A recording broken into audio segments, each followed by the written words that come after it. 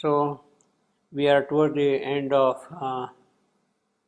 the canto, toward the end of the book also, the book of fate today, and maybe we can quickly run through the whole book in the next class, possibly to some extent today also, so we get a general picture of the theme which is presented here in the book of fate. In many respects, this is a central theme in Savitri. It appears more or less in the middle of the Savitri story, and the theme is also pretty central. It gives a great turning point in the development of the narrative. It is as if by what the Greeks would call the machination of God. By the machination of God, Narad comes here. See, suddenly you see him here and making a kind of an announcement. The suddenness is an aspect of machination of God, and he is playing in that sense. So, in that sense, he is playing a central role in the machination of God. Narad's coming. Savitri had discovered love. Things had to unfold, had to move forward, and it is now necessary that she must know death. She has discovered love, she must know death. And it is towards that end is the visit of Narad. And therefore, you have constantly in the narrative of Savitri the statement that it is decreed, it is decreed, it is decreed that Satyavan must die, etc. Decreed. It is the machination of God. And Narad is therefore making it very clear. You see, we humans don't have that faculty, that perception. Perhaps even Ashwapati would not have been able to tell what Narad is telling. See, Ashwapati is an accomplished yogi. Assume for a minute that Narad had not come, and Savitri returns to the palace and informs her parents, look, I have found my life's partner in the Shalva woods, and she narrates. At that point of time, of course, Ashwapati would have seen something different. He would have seen perhaps the shadow floating over the name and chased by a stupendous light. But beyond that, I don't know whether he would have been able to tell anything to his daughter. Because he had told her, go around, find your own life's partner, and we shall arrange the marriage. Now, if she says, look, I have chosen this boy, this man, this gentleman, this youth, Ashwapati cannot say no. He had given her full freedom to go and choose. So Ashwapati cannot say no, even though he may be aware of the calamitous event in the life, but he is kind of bound by his word. Find yourself and it should be done. So it is some other party who has to come and tell, no, Savitri, there is something more than that. And that is the role which is played by Narad. That is the role played by Narad, you see. And not only that, as I said, he is also going to put his spiritual force in the soul of Savitri, by which things will start moving forward. And therefore it is decreed, no human will can alter that decision. No human effort, no human aid can reach her in that hour. no armor god stands shining at her side. Both, neither man nor God would come in the picture there. She has to deal with the destiny herself. She has to prepare herself. Now, this is possible. This is possible only when Savitri is fully prepared. Savitri is fully prepared yogically. No human aid, no armor god. Who else is going to help her? She has to help herself. She has to discover her soul. She has to see, meet the divine goddess who is sitting in her soul, find her and live with her. She has to do that thing, Savitri. In other words, Savitri has to do the yoga for that, you see. And that is the crucial thing which Narada says that he has cast the seed of yoga in the soul of Savitri. The occult action means Savitri is initiated into yoga by that process. And therefore, cry not to heaven, for she alone.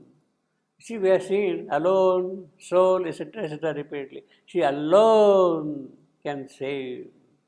She alone. See, there is, I mean, the whole problem, the whole issue is so unique, so crucial, so pivotal that something equally significant is needed to tackle that issue.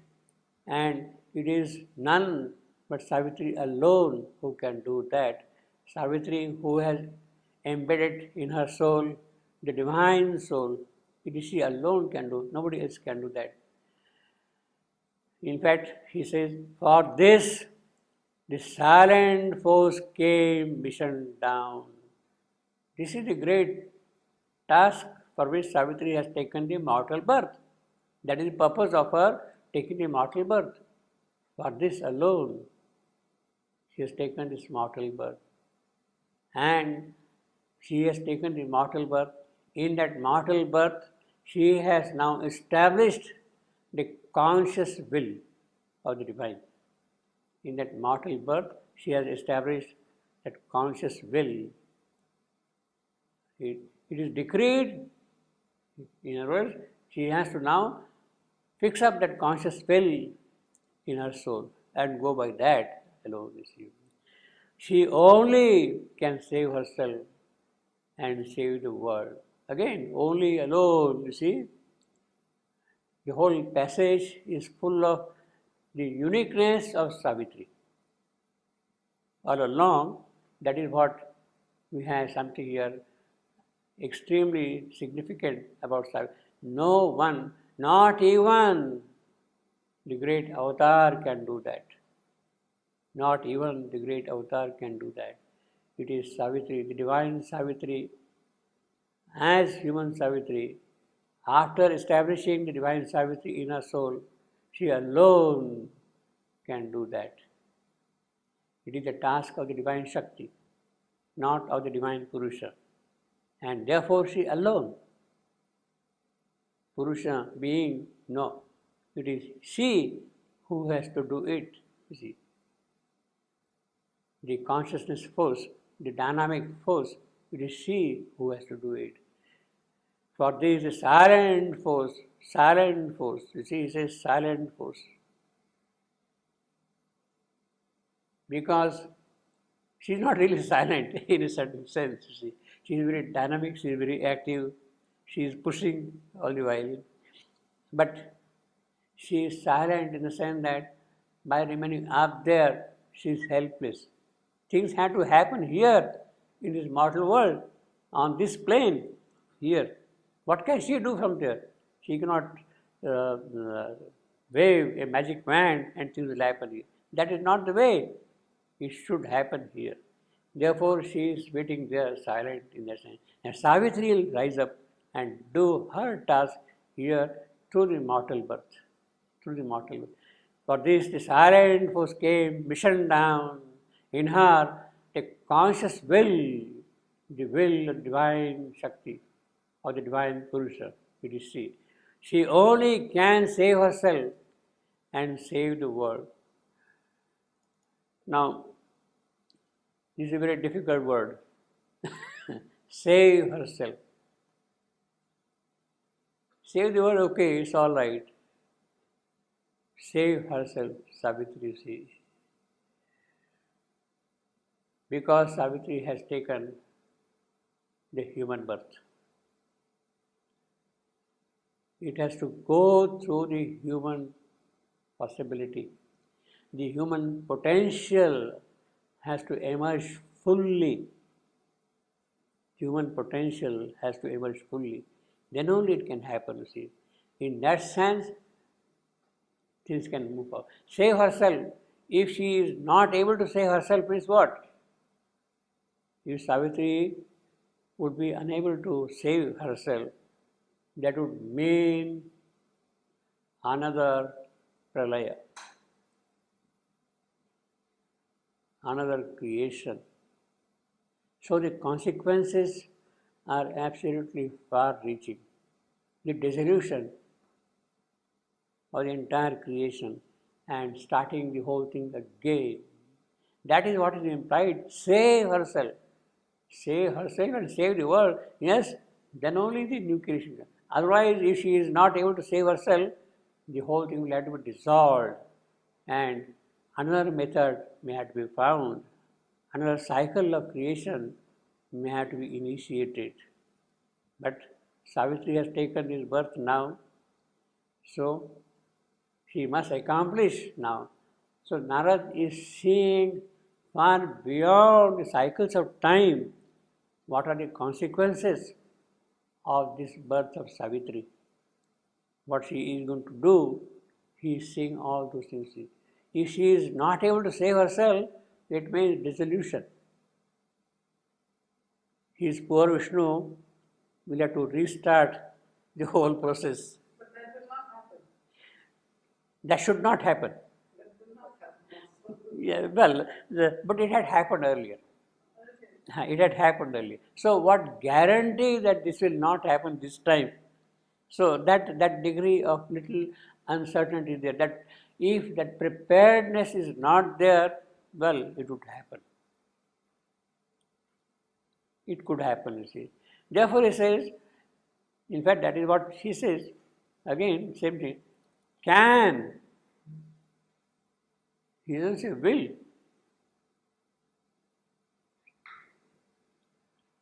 He doesn't say will, can, you see. So that little element is there present, you see, can.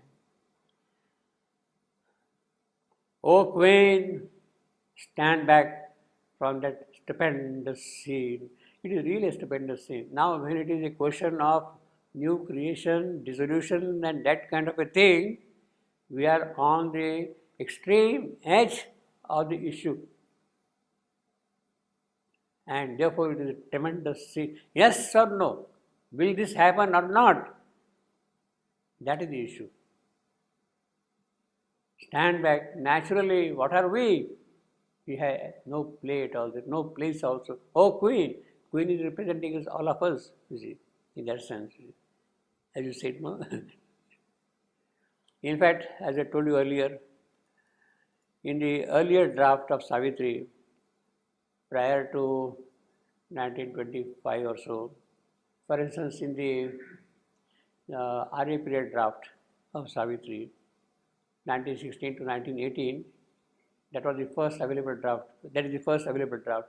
There is no character named as Queen in that. Queen is not present there.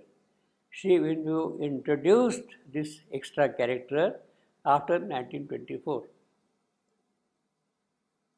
In fact, in the Mahabharata story also, the Queen does not come anywhere in the picture. She is not even mentioned anywhere.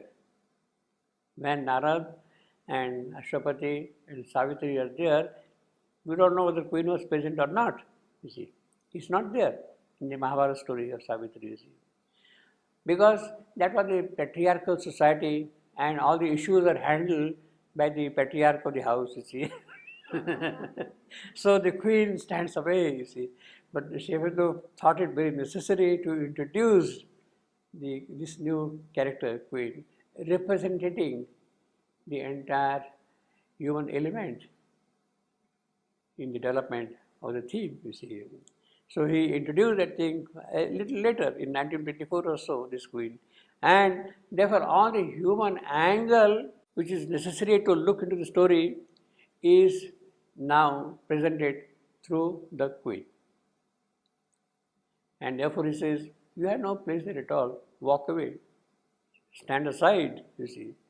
Stephen said, come now between her and her hour of fate. You have absolutely no place there at all, you see. Hour of fate.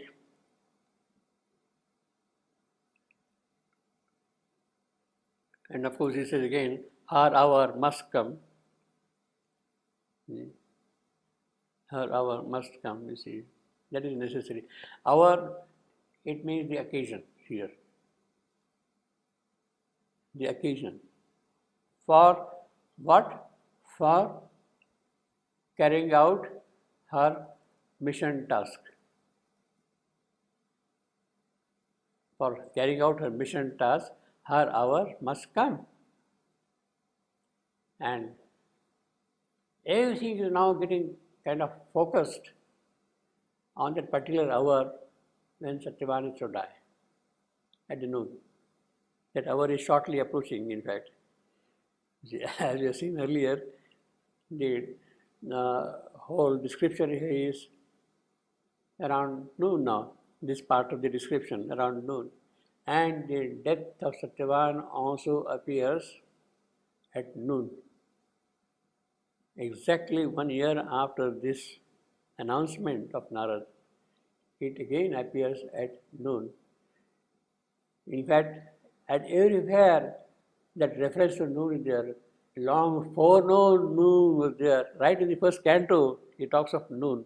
Summer, noon, they are consistently kept throughout the narrative, you see, noon. So that is the hour.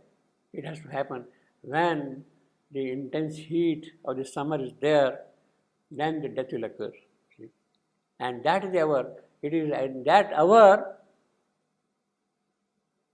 Savitri will meet death. She needs as if a material cause, a material pretext to confront death. It is not a battle in the occult. Maybe the battle in the occult has already been fought and won. But that has to happen on the earthly plane, in the mortal world. It has to happen in the mortal world. And she needs a material cause for that. And the material cause to confront death is the death of Satyavan in the human incarnate form, you see. That is the hour of Savitri.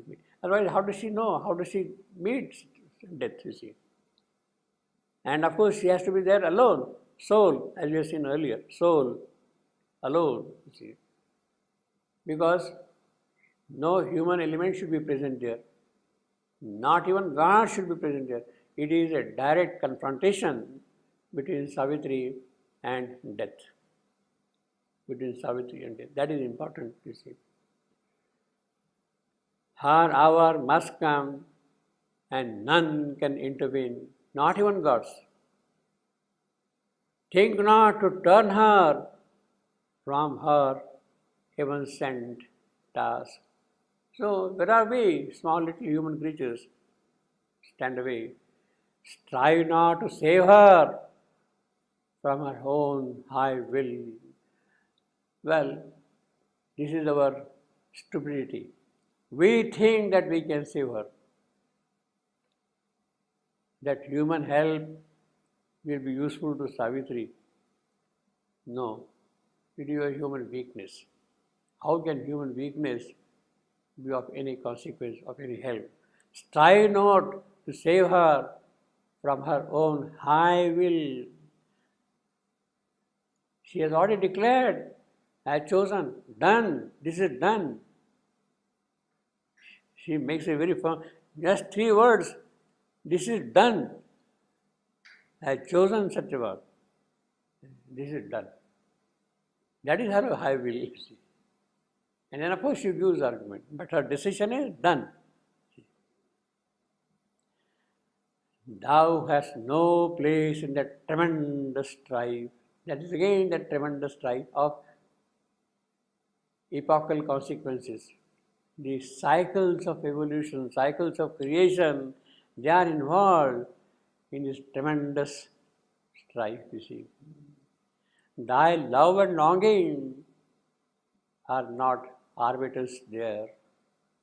Leave the world's fate and her to God's sole guard, to the divine. See, the poetry demands here the use of word God, but basically it is not a religious God. It is divine, it is the supreme, the transcendental Mahapurusha, Paratpara Purusha. It is He, give it to Him, because it is decreed by Him.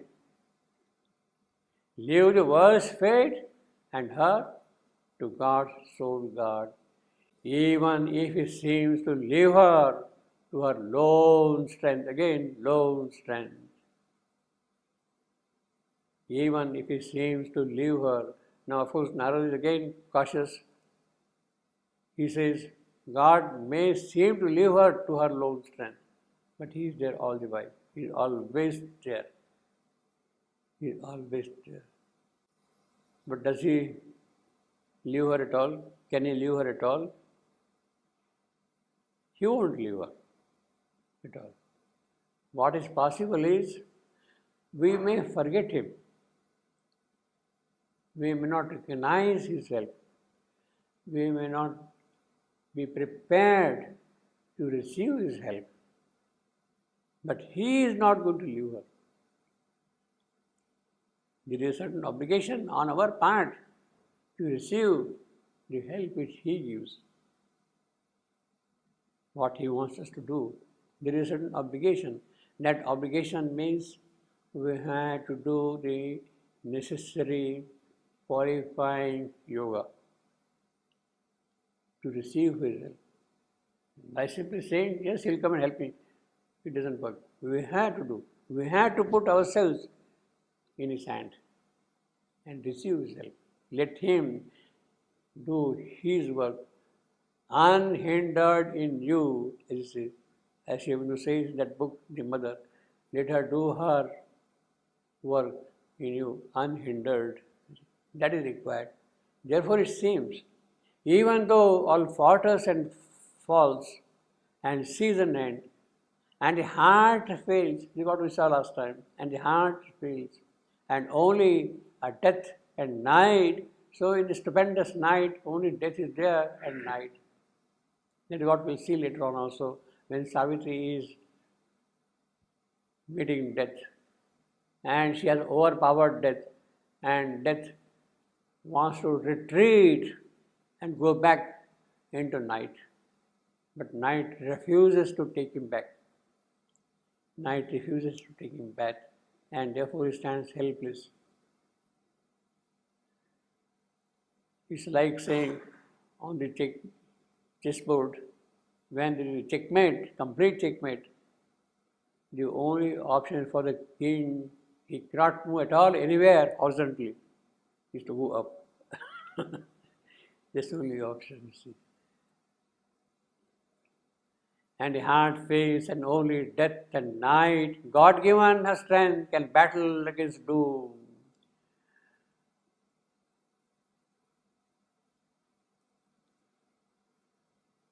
Her strength, her, is important. Because it is Savitri alone who can do that. Soul, she alone. Will I be in a position to receive that God-given help and conquer death? Sorry, Mr. Deshpande, it is not for you. It cannot be. It cannot be.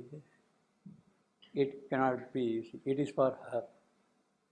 God-given strength is for her alone. I may like to receive it, but no. She is marked uniquely. Soul, alone, apart. That is the reason why he is constantly repeating. She is uniquely for that purpose here. not any other human being, not any other soul, not, of course, not even God, nobody. She alone. See. Her strength. He keeps on emphasizing that aspect, the central role, the pivotal role of Savitri in the entire process of the manifestation of the higher powers of the spirit, her. God given her strength, even on a brink where death alone seems close, and no human strength can hinder or can help. Death alone seems close.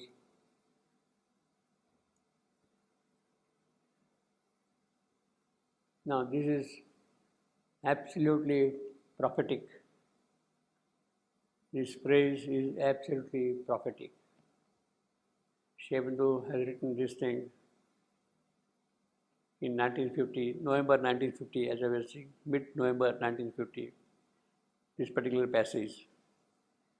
And it is prophetic in the yoga of transformation of the mother. He is talking of the situation she will face just a few years ahead. In the mid-1960s, death alone seems close. She is face to face with death there all the while.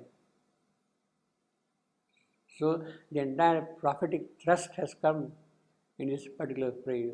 Even on a brink where death alone seems close. Seems again. See, he is very cautious, very particular also. Seems close, seems to live, all those things are there, see, seems to live. Because he has already asserted that it is God-given strength. If Savitri is able to receive that God-given strength, then that seem can go away. It is not required. If she can establish that God-given strength in her, then the seam has no place there. God-given strength, death alone can close. What is a God-given strength? Mother is facing this situation alone along with death. And finally she says, Lord, whatever you will, succor to go.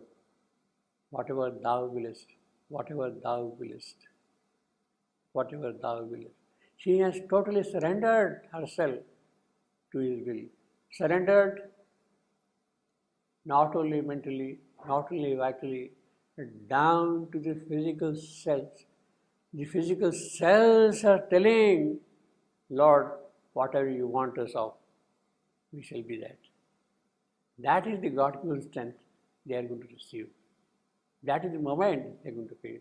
And therefore, naturally, no human strength can hinder or can help there.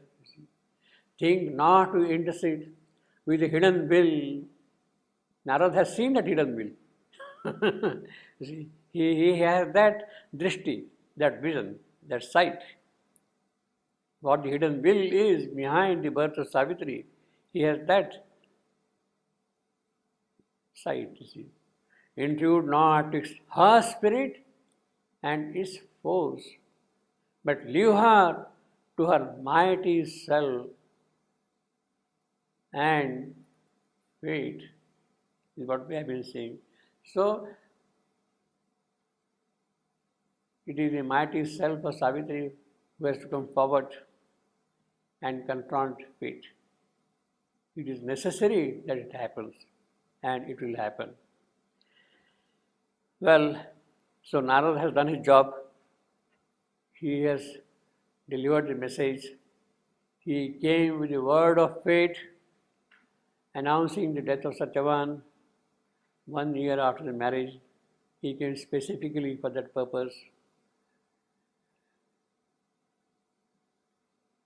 The machination of God. You see, in the Greek drama, this is a very familiar way of introducing a new element in the development of the drama. So this is what we have got, ex machina, you see. Narad's coming here. Suddenly he comes walks away, then finally makes an announcement. He's nowhere anywhere at all. See.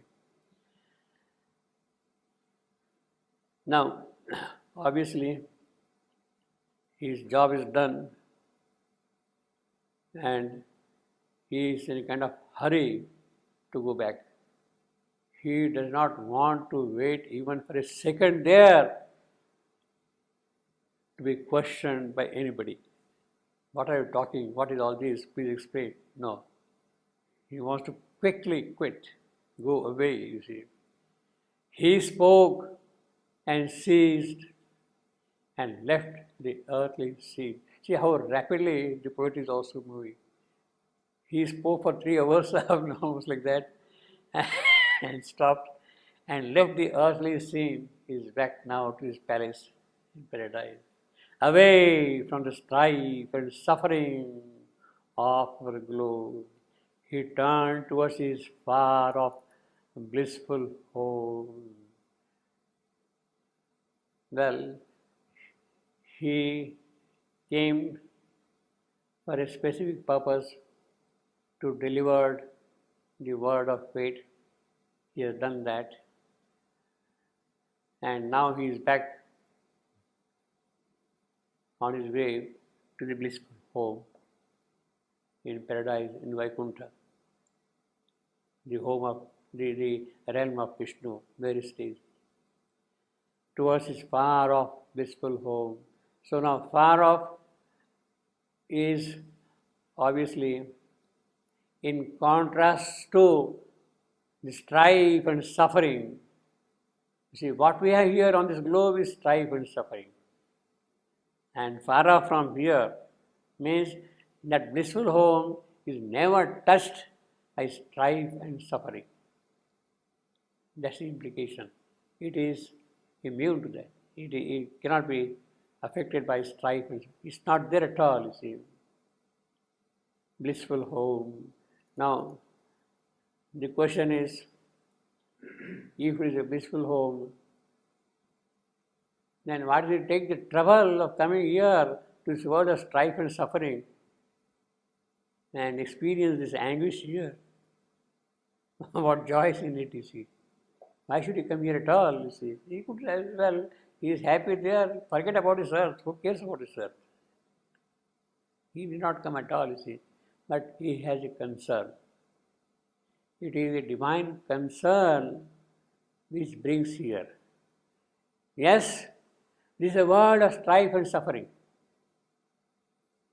What the Gita says, Anityam Nasukham, this transient and sorrowful world. This transient and sorrowful world. This is what we have got, the Gita says.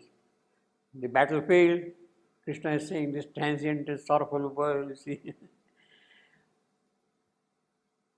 He has a concern for this transient and suffering world. Why? The concern is the contrast between strife and suffering and blissful. There is a kind of a sharp contrast between what is there and what is here. Is this going to be always like that, strife and suffering? Can that bliss not come down here? Can that bliss not come down here? That is the concern. And therefore he comes here with that concern. Otherwise he could have forgotten about it. He could have been kind of indifferent. Okay, you suffer misery or whatever, die, whatever it is. But he has a concern that, look, this is the world of anguish, suffering, anityam nasukham. But can it become nityam sukham? Should it not become nityam and sukham, eternal and happy? Can it not be so? That is the concern of Narad. That is the greatness of Narad. And therefore, he takes pain to come here. And therefore, the process of transformation, the spiritual being with the spiritual body has to take a physical body here and walk into the palace. That is a great transition. And the mother says, this kind of a materialization is a very hard and difficult and painful process. is not an easy process.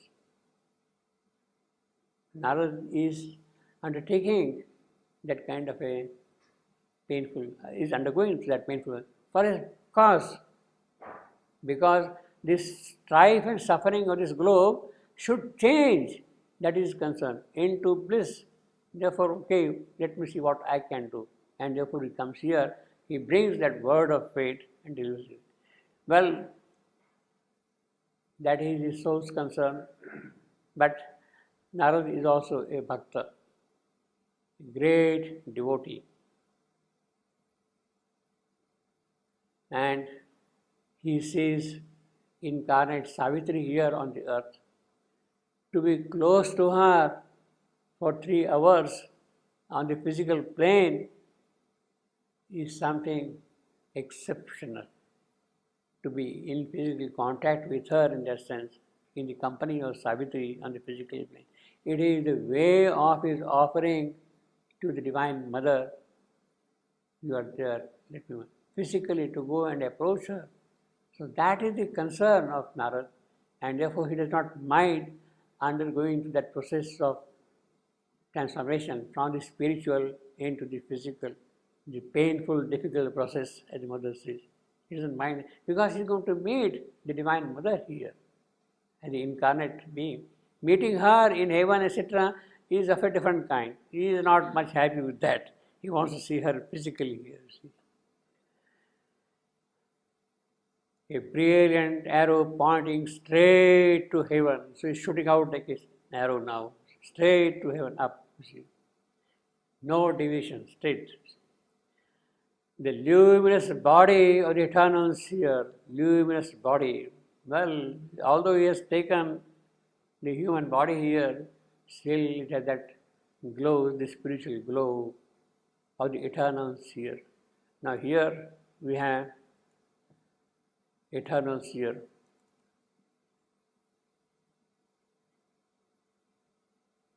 The revised edition says ethereal seer. Ethereal seer. I think the whole thing simply goes down, pushed down, see, by changing eternal into ethereal. Revised edition, new edition of Savitri. New edition, 1993. The luminous body of the eternal seer. He is eternal. He is Chiranjiva, as what we call. Chiranjiva means eternal. They couldn't read it, or what is the explanation why they was changed? They're not giving any explanation, nothing is there. No. Just a pity. Even if it is there, you see, I mean, you publish as data separately, but don't change the text. Don't change the text, see.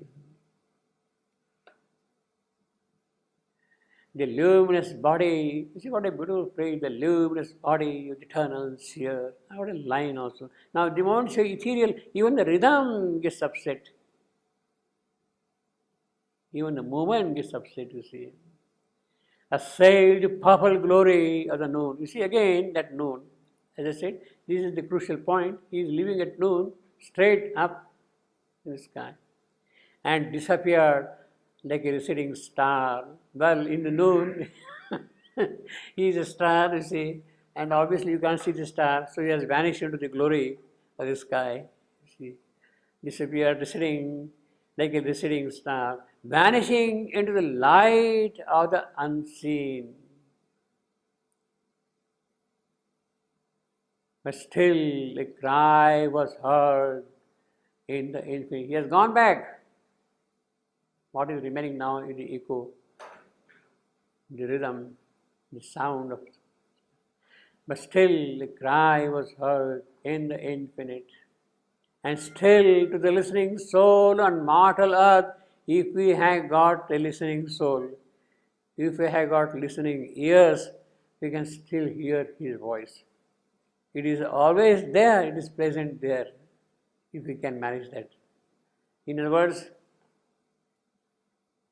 if this had happened in the historical eonic ages. Nara's coming, Savitri's story is a legend which had occurred long ago in the early cycles of creation.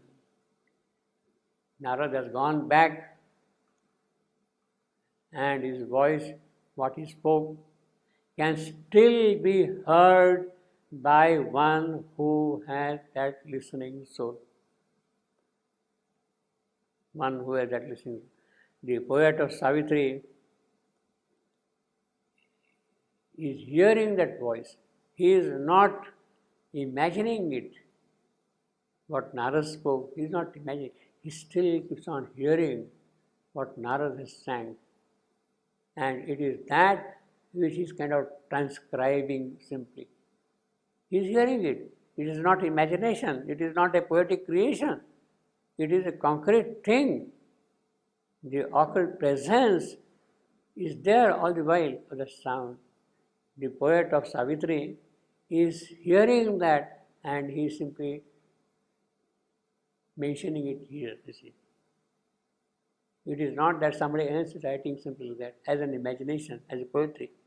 He is hearing. And still to the listening soul, even now, although it happened long ago, eons ago, that sound, that Akasha Dhvani is present there. That Akasha Dhvani is present. And if you are perceptive to that, you can hear that sound even now. It is permanent there. Therefore, it is eternal. It is there, eternal. It gets linked up with that, you see. Still to the listening soul on mortal earth, a high and far imperishable voice chanted the anthem of eternal love. Chanted the anthem of eternal love. So now, basically what we can see now here is Narad is coming from paradise, and while he is on his way to the earth, he sings 5 songs, as we have seen earlier. He sings 5 songs. He sings basically the song of creation and transformation, song of creation and manifestation, of ecstasy, of transformation and ecstasy. He sings the song of creation. It means that till manifestation, full manifestation. And he is in that song, he is concluding now his visit by singing the song of eternal love. For him, everywhere it is eternal love. The song is of the creation culminating into the song of eternal love. So that is the entire progress, not only of Narad's visit here for 4 hours, but also of the cosmic story, of the creation itself, of the world itself. From the song of creation to the anthem of eternal love, that is the entire story of the earthly creation, or the mortal creation, or the mortal earth, as it says here. So we have got, on the one hand, the song of creation to begin with. It has to culminate into the anthem of eternal love. That is what has happened here. Now, it is very likely that if you go entirely by the poetic canons, the aesthetic theories of poetry, then the appearance of this eternal seer and now this eternal love, the repetition of the word eternal will not be acceptable in such a short span. Eternal seer, eternal love, within a few lines, 1, 2, 3, 4, 5, 6, 7. See, it is repeating that adjective eternal. So the pure aesthetic theory would think this kind of a blemish, it's kind of a blemish, a flaw. Normally you don't repeat the word in a poetic composition like that. But Sri Aurobindo has very clearly said that no, those canons are not applicable to Savitri. Each word has to be the right word at the right place. More just. Each word has to be. Now, it is a very, very extreme sensitive ear which might feel a kind of a clash between eternal fear and eternal love. But it is sufficiently separated from each other. And it has to be the exact word at the exact place. It cannot be changed. That is the aesthetic theory of Savitri. And we have a large number of examples like that in Savitri. Sri Aurobindo says, I don't care about those laws. In fact, in the earlier cantos, Amal Kiran had pointed out to Sri Aurobindo, but you are repeating it. He says, no, I don't care about that thing. He has written a long letter about that thing, you see. So I will not call this thing in that sense a flaw. You have to see whether the right word is at the right place or not, and go by that. And at the same time, it is sufficiently separated from each other. It is not that they are very close, this eternal and that eternal, you see. So I don't see even on the basis of poetic aesthetics that this eternal should be changed to ethereal. It cannot be. It has to be eternal fear, eternal love, see. But Nara's coming anthem of eternal love, see how beautifully, how sweetly, how enchantingly the whole thing is concluded. Narad is ending his song with eternal love. In fact, in the early stages, he comes down here to the palace, and before the arrival of Savitri, royal parents, Savitri's parents, and Narad, they are in the palace hall, and Narad sings to them for 1 hour of the lotus heart of love. He sings to them for the lotus heart of love. In fact, we'll read both the sentences, 106, 16 and 17.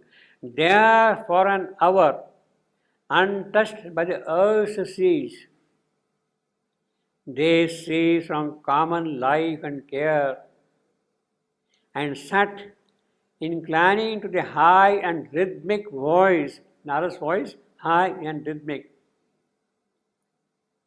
while in his measured chant the heavenly seer spoke of the toils of men and what the gods strive for on earth, and joy that throbs behind the marvel and the mystery of pain. That is tremendous. He is speaking of joy behind marvel and mystery of pain. Joy behind pain. Yes, pain is there, but the marvel is that behind that is joy. Behind that is joy, see. In fact, that is what Narada is going to justify. Why pain? But you are seeing it pain, it's not a pain. Just go behind pain, it is joy. He sang to them of the lotus heart of love, with all its 1,000 luminous buds of truth, which quivering sleeves veil by apparent thing. Now here, Narada is thinking of the lotus heart of love, and here we have got the anthem of eternal love. See, they are in a way interrelated. Lotus heart of love, the anthem of eternal love. they are related, yet they are different also. The lotus heart of love is in the sweetness of this young bride discovering a life's partner. That is the lotus heart of love.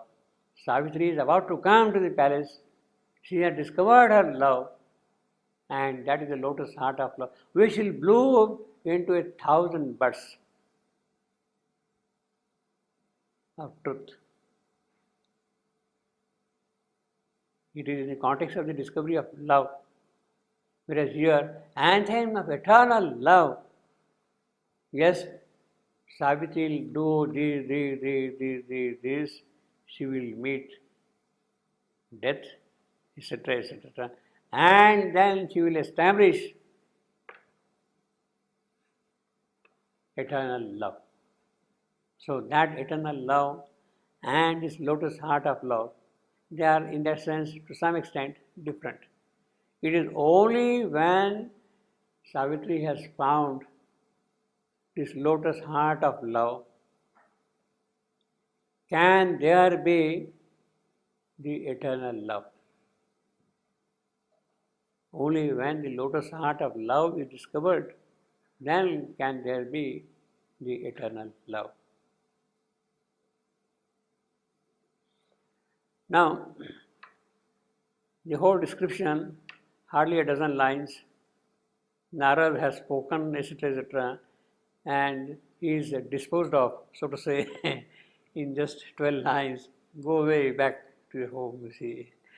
It looks as if the poet is in a hurry, he is kind of impatient. Mr. Narad, you have done your job, please go away quickly. Yeah, please go away quickly, you see. Whereas while he's coming, we have got an elaborate description in about 83 lines, how he's coming down, etc., etc., and all that kind of thing. Here, just 12 lines, you see, how many I got? Yeah, 1, 2, 3, 4, 5, 6, 7, 8, 9, 10, 11, and 12. Exactly a dozen lines, you see. The whole section is bound, you see, exactly a dozen lines, you see. Now, in the beginning, we have seen how Narad is passing through the spiritual zone, then through the mental zone, and then enters into the physical, and then identifies himself with the inconscient being and his somnambulist pose and takes the material body. In other words, by the Sankhya process of materialization, of the spiritual turning into matter, Narad takes a physical body and walks into the palace. Walks into the palace.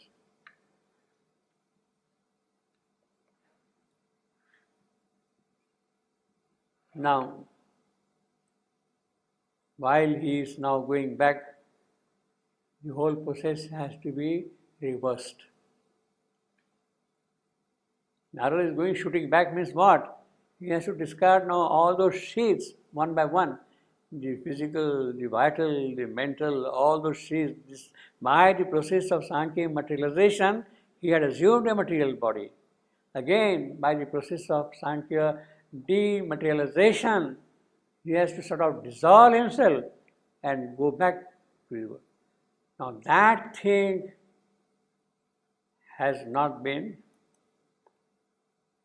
described.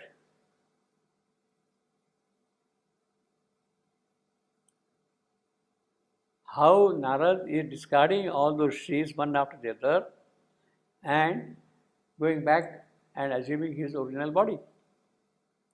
The poet has, the yogi has not disclosed that thing, revealed how it has happened. That is why I was saying, as if he is in a kind of a hurry to dispatch him. See, he is kind of a hurry, see. But it has to be through that process. Narad, dissolving the physical body, has to undergo the reverse of the materialization. The way he has come down, it should be reversed. Same. This is assumed. And that is perhaps the reason why it is not described. Well, I mean, you have to apply yourself. That is how it happens, that's how it will go away, you see. So he did not repeat that thing, you see. That is one way of looking at it. The other one is, it is not so much the concern of his going back to the spiritual. Ultimately, the concern is of transformation. Narada is not in that stage. He is going to assume his overmind station. Finally, he will go back and stay in his overmind world. He is not going to be the supermind being, you see. So, in that sense, it need not necessarily concern the yogi so much that he should describe how the dissolution takes place. You see, his concern is how the transformation into the supramental body can occur. In other words, if the supramental being arrives here, he will change his form from this to that in a supramental way, not by the Sankhya process, not by the process by which Narad has taken this physical body. It will be another process. How? That the supermind alone will know. Yeah, exactly. Normally you have the physical body and then the spirit goes out, the body is left, you die. So you have to do something with the body. No, this is not death in that sense. Yeah, but I mean normally it is like that. When the spirit goes out and you have your body left somehow. See, he in that takes case, the physical body with him. How can he do that? No, in our case, normally what happens, normally in our case what happens is, we also discard one after the other different shapes. Okay, but the physical is something visible. There must be a heart, there are the organs, he created that by coming down. But the physical body itself has disappeared. Yeah, how in the case of Narad. Okay, so he's standing here and then suddenly Yeah, it is no more there. Nothing is present now. Yeah. So where does it disappear? It has disappeared. It is not. I will give the example, the famous thing, in the guest house, the stone throwing. It was happening for 3 days constantly, the stones were throwing. Now where have those stones vanished? Nobody has picked up that stone and taken to the laboratory and analyzed them physically. What kind of stones they are? Nobody has done that. They are not there. They cannot be there. They will not be there. Because it was the materialization of a vital force. And when that vital force has been withdrawn, they also disappear. They also disappear. You can't take them to the laboratory next door, you see, to the guest house. You cannot take to the physical laboratory and analyze for its chemicals, composition, elements, and things like that. No. It is the materialization of a vital force which was present there in the form of stones. Here also it is the materialization of a spiritual being which has assumed a physical form, and when that is removed, the form dissolves, is no more there. We are not that, you see. We are not that. How did that happen? The physical stones, how they were lying there? Again, through the same Sankhya process. The vital force goes through the Sankhya process and becomes material. See, I had given you the example, no, some time ago. What is the name? I am forgetting now. Paul Burton. Paul Burton. Yeah. He went to a yogi and he was very curious to know how this can happen, that kind of a thing, you see. And then he told him I don't know who was the person, but anyway, he went to him and he told him, okay, tomorrow you come with a turkey. And Paul Breton, he went with the turkey there, to the place there. And then he said, okay, keep it on the table. He kept it on the table. And then he said, wrench its neck completely, that it dies. And it died. He said, make sure that it died. And then he said, all right, now watch. After a few seconds, the turkey started flying in the air. He started flying in the air. For a few seconds, maybe a long time also, and then again collapsed on the table. On the table. This man, this yogi, had the power to make the vital force living in the turkey at that time, and therefore it could get revived. But it was a power only for a short duration. It cannot be retained wholly all the while, and therefore it had to collapse. In the case of Narad also, well, he has taken, he cannot remain here permanently. It cannot remain permanently here. The system here, the process here does not sustain that kind of a possibility. Otherwise, the supramental being would have come very happily and stayed here. Would have come and stayed here happily. It's not that. It has to be as a part of the whole process. So he has to go back. The moment that force is withdrawn, everything disappears. In this case, it disappears.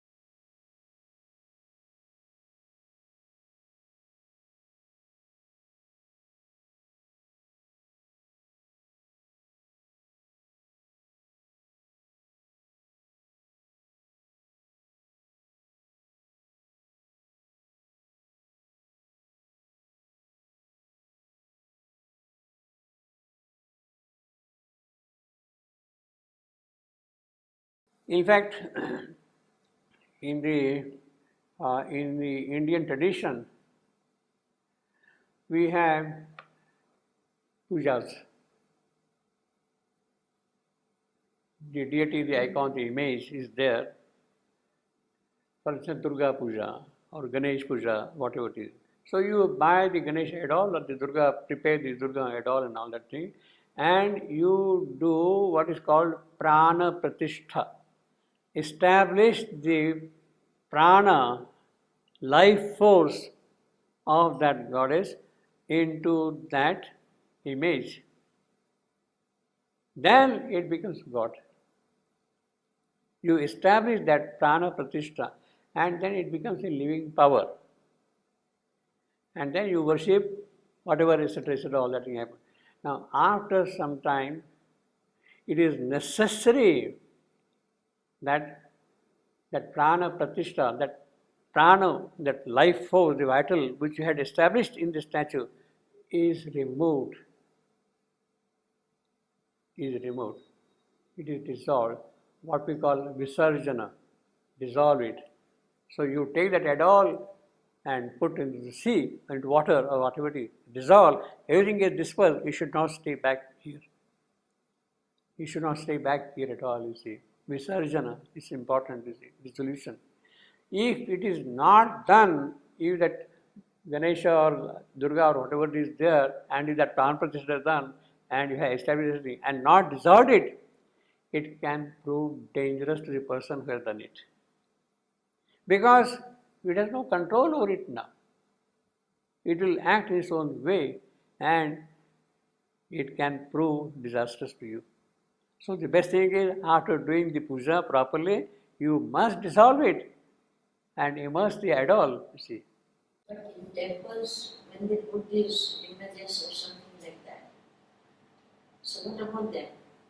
When we have in our house an image, if you don't do worship properly daily, then it can be dangerous. If you have established the prana of the deity in your house, you have got an image, therefore you do puja every day, you do archana every day, you worship every day. You see, it's necessary. If you are not in a position to do that, the best thing is dissolve it. Remove that prana from that body, you see. It is necessary. Now here also, what Narad is really doing is the aspect of Visarjana. He is dissolving the physical form which he had taken and going back to his place. It is necessary. It is not that the image, the idol or the mold or the shape is there. It cannot remain there. It has to dissolve and go away. You see, it can go away. That is what, like a brilliant shadow. You see, he has and disappeared like a receding star. It has to disappear. It should not remain. No trace should remain here of that. You see. This is the occult aspect of it. You can't help it. It has to be there. It is so. You establish a force, and that force will work as long as it is there present. But the moment you stop doing what is required to do for that force, it can be dangerous. See, it is the same thing. You have got gems, rings, stones, precious stones, things like that. You establish that force, that quality into that stone, you see, then it becomes a protection for you. Not until then, not any stone like that. You are really putting some kind of a thing in that, you see. And then it becomes a force for you, you see. It is necessary to take care of these things. Otherwise, just ignore it. Don't bother about it. Don't touch it, you see. So what Narad has done here is basically, in these 12 lines, he has gone back to his blissful home. In other words, the Visarjana, the dissolution or the form which he had taken for a certain purpose has taken. He turned towards his far off blissful home. He has dissolved the form which he had taken in the process. And therefore he is shooting away. And chanted the anthem of eternal love. Chanted the anthem of eternal love. So this is what we have. Now,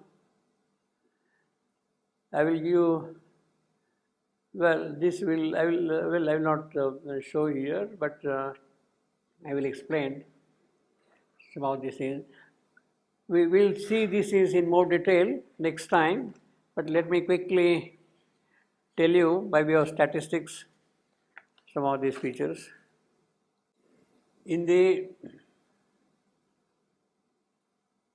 I am talking of these two cantos of the Book of Fate, the Word of Fate and the Problem of Pain too.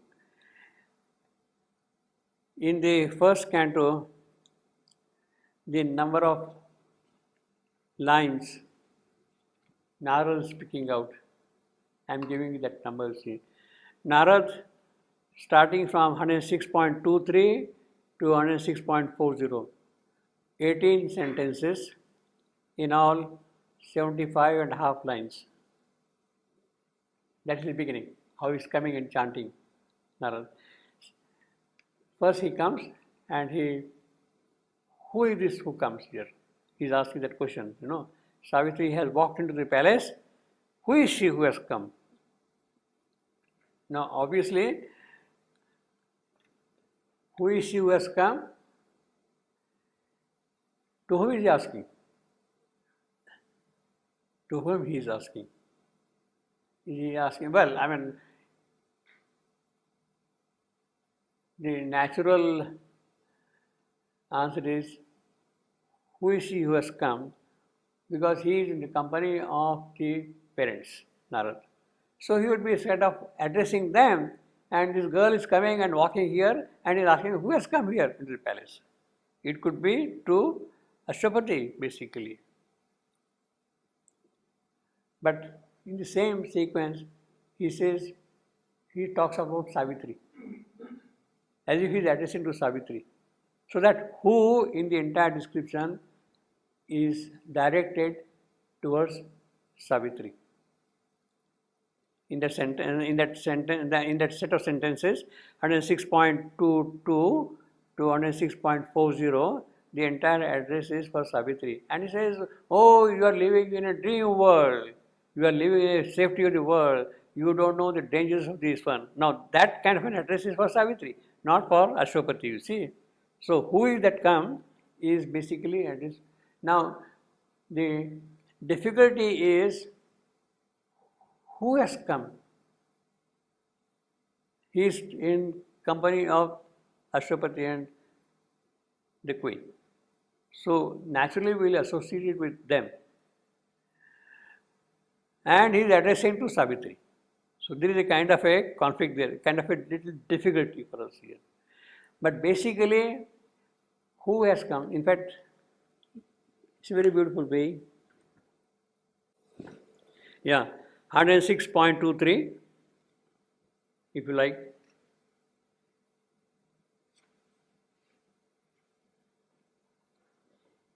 He flung on her his vast immortal look. His inner gaze surrounded her with its light, and raining back knowledge from his immortal lips, he cried to her. He says, he cried to her, who is this that comes? The bride. Naturally, it is addressed to Savitri. Now, Savitri has not been introduced to him so far. She has just walked into the palace, and who is this that comes?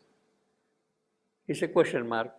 And brings thou this glory of enchanted eyes. She has discovered love, and Savitri is full of that, and Narad is seeing that thing, and is asking, who is this that comes? Now, the only way of understanding this, who is this that comes, is it is a kind of an exclamation. It is a kind of an explanation. See, we are all sitting in the living room, the whole family is there and all that thing, and the little child walks in. Not to say, oh, who has come? We say that. Oh, who has come? We are not really asking a question. We are not really asking a question. It is a kind of a statement of endearment, of fondness, of intimacy, of closeness. Oh, who has come? Oh, my grandson. Oh, you have come. See, like that. I know, etc., etc. But we say like that, you see. Who has come? So it is in that context, Narad saying, who is this that comes? That intimacy, that closeness, that association there. And it is with that he is asking her that to Savitri. You have come. He is happy that she has. Now, this is for the first time he is seeing her in the physical form. The divine goddess in the physical form. Who has come? She has come here. She has come here. Yeah. So that is the kind of surprise he has got. You know what that astonishment is? For the Divine Mother who has come here in the form of Savitri there. You see. That's what it means. So like that, we have a number of sentences. So first set of sentences is 18 Narad. Then in response to that, who has come, etc., etc., Ashwapati is saying 17. And then Narad is asking 3 questions, where she had gone and all that kind of a thing. Then Ashwapati replies. So in all, we have in the first canto a total number of 162 sentences between Narad, Ashwapati, the queen, and Savitri. Total number of sentences is 162 in the first canto. And the total number of lines they are speaking is 545 in the first canto. In the second canto, basically we have only 3 characters. In fact, major character is Narad. Narad, and then the queen, who really prompts him about the riddle of the world, and just a couple of sentences of Ashwapati. So the total number of sentences in the second canto is 252, 252, and the total number of lines is 752. 752. So we have basically in the Book of Fate conversational sentences, in terms of conversational sentences, apart from what the poet has introduced in between, connecting. The conversational sentences is 414, 414. And the total number of lines they have spoken is 1297. Over their session, in the entire session, the total number of lines they have spoken is 1297. Now, as I said last time, if you take an average speed, a calm, sedate speed of roughly 7.5 seconds per line. To read a line, it takes about, very quietly, leisurely, it takes 7.5 seconds.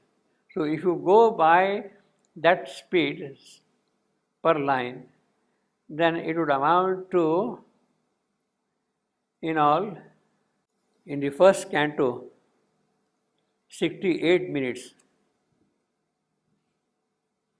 Canto 68 minutes. And in the second canto, 94 minutes. Or the total duration in the entire book to 162 minutes, or roughly 2.75 of an hour, 2 hours 45 minutes. So the session was for 2 hours 45 minutes. You see, total duration of this thing, 2 hours 45 minutes. So we can say on average, roughly, approximately 3 hours. So in the palace, they sat for 3 hours. Narad is living, as we have seen here, at the noon. So if you go backward, then it means that the session started at 9 o'clock in the morning, you see. And before the arrival of Savitri, they sang about the lotus heart of love for 1 hour. For 1 hour. In other words, Narad was there in the palace for 4 hours. Or he had arrived there exactly at 8 o'clock in the morning and left at 12.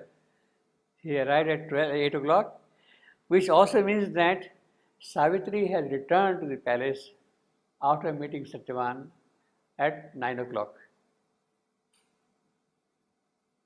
She comes there at 9 o'clock, the session goes for 3 hours, and Narad goes back there, you see. So that is the kind of a duration which we have got here. We can pin down to that extent, but beyond that we can't see much, you see.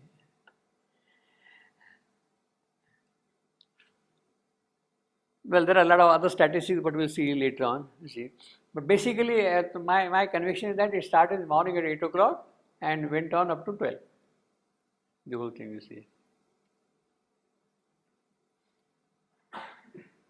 Now, so we have sort of completed that thing, but what I would propose is, We will quickly run through both the cantos next time, or if required, 2 sessions. We'll review the whole canto quickly, whole book I mean, and then proceed further after that, you see. So we'll have a rapid run through of this book next time, you see.